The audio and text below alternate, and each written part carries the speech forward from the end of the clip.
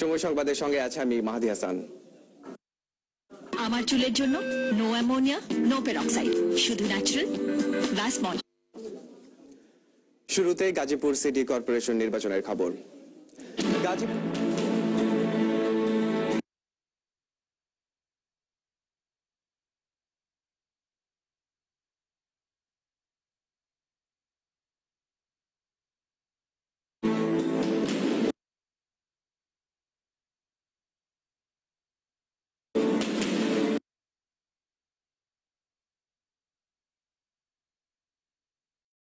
উপস্থিতিও ছিল চোখে পড়ার মতো।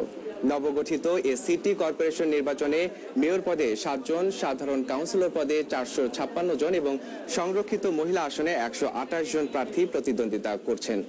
মোট ভোটার 10,26,939 জন। এদিকে ভোট গ্রহণ শেষ পর্যায়ে বিকেল 3:30টার দিকে 18 দল সমর্থিত প্রার্থী এম এ মান্নান সময় সংবাদকে বলেন, নির্বাচনে আওয়ামী লীগ সমর্থিত প্রার্থী লোকজন ভোটারদের বাধা দিয়েছে, কাজেই ভোট গ্রহণ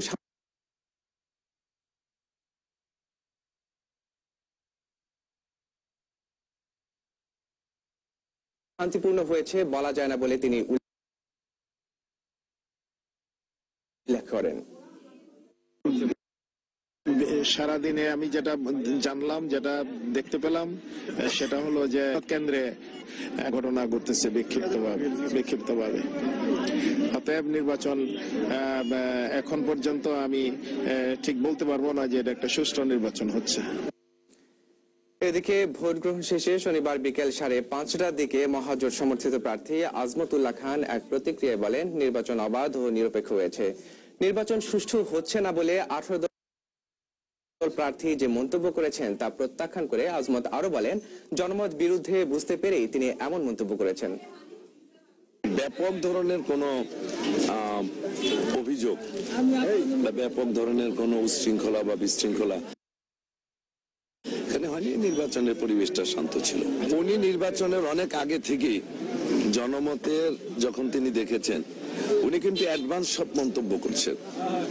আমি এখনো বলি, উনি বলেন যে ওনার এজেন্ট বের করে দিচ্ছে কোন কেন্দ্রে, সেই এজেন্টের নামটা কি, এটা তো তাকে বলতে হবে। অথচ তিনি যা বলছেন মুখস্থ কথাই বলে যাচ্ছেন, যার সাথে সত্যের লেশ মাত্র নেই। ভোটারদের সকল ভয়ভীতির ঊর্ধ্বে রেখে শান্তিপূর্ণ পরিবেশে গাজীপুর সিটি কর্পোরেশন নির্বাচনের ভোট গ্রহণ সম্পন্ন হয়েছে বলে দাবি করেছেন প্রধান নির্বাচন কমিশনার কাজী রকিবউদ্দিন আহমদ। রাজনৈতিক পাল্টাপাল্টি অভিযোগগুলো যাচাই বাছাই করে ব্যবস্থা নেওয়া হয়েছে বলেও জানিয়েছেন তিনি। বিকেলে নির্বাচন কমিশনে সংবাদ সম্মেলনে তিনি এসব তথ্য জানান। ভোট গ্রহণ নিরবচ্ছিন্নভাবে সম্পন্ন হয়েছে। এর মাঝে আল্লাহর মেহেরবানিতে তেমন কোনো অপ্রীতিকর ঘটনা ঘটে নাই।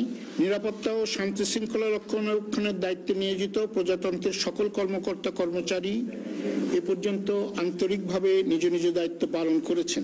বিভিন্ন প্রার্থী, তাদের সমর্থক ও রাজনৈতিক দলের নেতৃবৃন্দ বিভিন্ন সময়ে অভিযোগ ও পাল্টা অভিযোগ করেছেন। যে সমস্ত ক্ষেত্রে সুনির্দিষ্ট তথ্য সহ অভিযোগ পাওয়া গেছে সে সমস্ত স্থানে তদন্তক্রমে ব্যবস্থা নেওয়া হয়েছে। সময় সংবাদে আরো থাকছে। সাভারের আশুলিয়ায় বাস থেকে নামিয়ে ক্যান্টনমেন্ট কলেজের ছাত্রকে ছুরি মেরে হত্যা।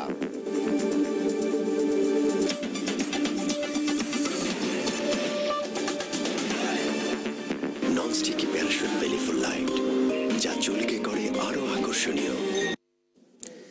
এদিকে টঙ্গী এলাকায় 2 কাউন্সিলর প্রার্থীর কর্মী সমর্থকদের মধ্যে ধাওয়া পাল্টা ধাওয়ার ঘটনায় টঙ্গী রেলগেট এলাকা রণক্ষেত্রে পরিণত হয়। 55 নং ওয়ার্ডের কাউন্সিলর পদপ্রার্থী আবুল হাশেম এবং সেলিম হোসেনের কর্মী সমর্থকদের মধ্যে এই সংঘর্ষ হয়। টঙ্গী মেডিকেল কেন্দ্রে ফল ঘোষণা করা হলে 6 ভোটে এগিয়ে যায় সেলিম হোসেন। এ সময় তার প্রধান নির্বাচনী এজেন্ট সহ বেশ কয়েকজন কর্মীকে অস্ত্রের মুখে আবুল হাশেমের লোকজন তুলে নিয়ে যাওয়ার অভিযোগ ওঠে। এই খবর ছড়িয়ে পড়লে 2 পক্ষের মধ্যে ধাওয়া পাল্টা ধাওয়া ও সংঘর্ষ শুরু হয়। পরে পুলিশ এসে পরিস্থিতি নিয়ন্ত্রণে আনে।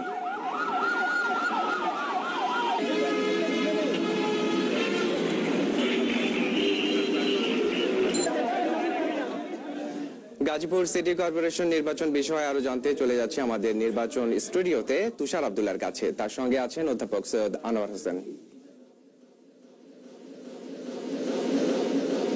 নির্বাচনের আলোচনায় আমার সঙ্গে আছেন ডক্টর সৈয়দ আনোয়ার হোসেন।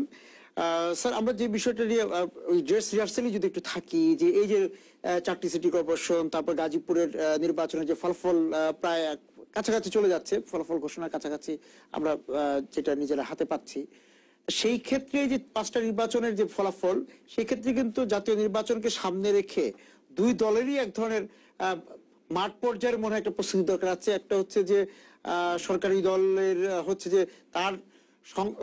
তার যে তৃণমূলের যে নেতাকর্মীরা আছে তাদেরকে আবার এই সেটব্যাক থেকে আবার মানে ফিরিয়ে আনা এবং এই চাঙ্গা ভাবটা ধরে রাখা প্রধান বিরোধী দল বা বিএনপি বা 18 দলীয় জোট যদি বলি।